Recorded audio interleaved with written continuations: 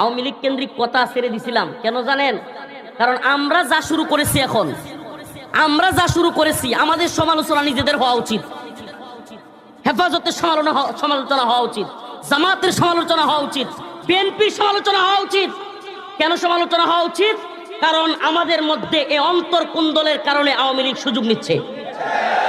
বুঝতেছেন না আপনারা?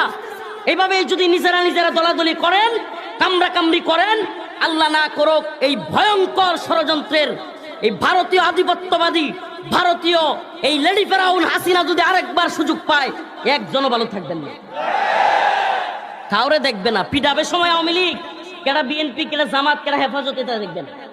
অতএব খুব সজাগ হয়ে যান।